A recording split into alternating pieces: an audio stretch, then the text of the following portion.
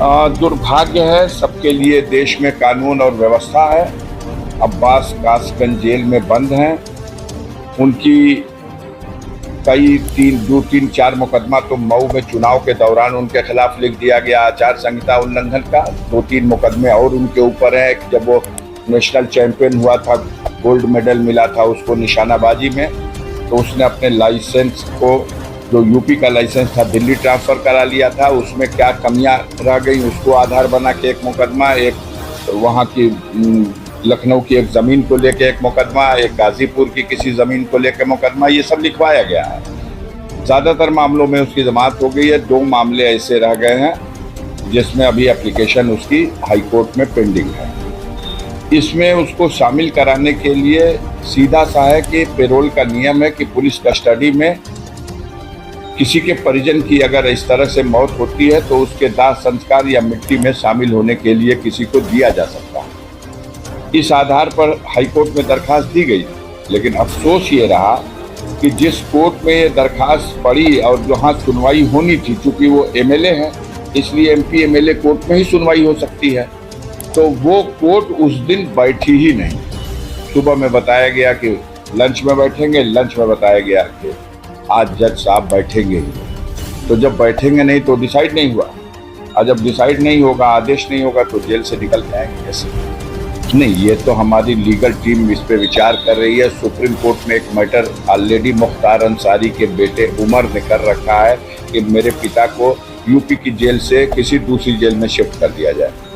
और पहले भी सुप्रीम कोर्ट ने जब पंजाब की रोपड़ जेल से भेजा था मुख्तार को यूपी की जेल में, तो उस वक्त ये डायरेक्शन दिया था कि इसके स्वास्थ्य संबंधी इलाज पर गंभीरतापूर्वक जेल सुपरिटेंडेंट को जिम्मेदारी निभानी है और आवश्यकता पड़े तो कहीं भी भेज के इलाज कराना है। तो वो इस जेल स्टैंड कर रहा सुप्रीम कोर्ट का आर्डर।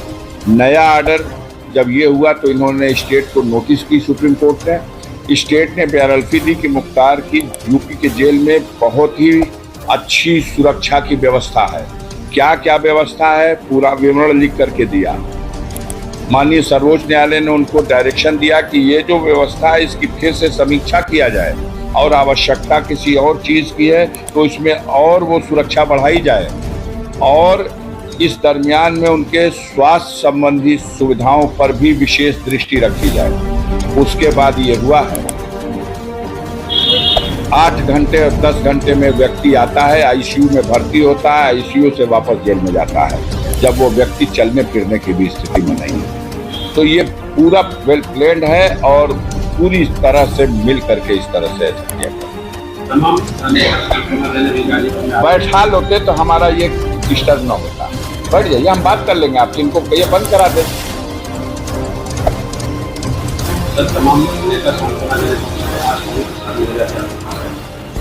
स्वाभाविक है, स्वामी प्रसाद मौर्य उत्तर प्रदेश विधानसभा के सदस्य रहे हैं, उत्तर प्रदेश विधानसभा में मंत्री रहे हैं।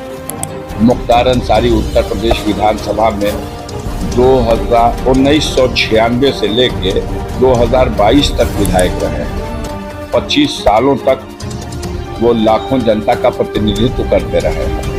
तो उनके एक सदन के सदस्य इतनी लंबी अवधि तक और बहुत दिनों तक उसी पार्टी में जिसमें स्वामी प्रसाद मौर्य थे उसी में मुख्तार अंसारी भी रहे। तो एक ऐसी दुखद घटना है, आम लोग विचलित हैं और उसी कड़ी में स्वामी प्रसाद मौर्य भी अपनी संवेदना व्यक्त करने के लिए आए थे।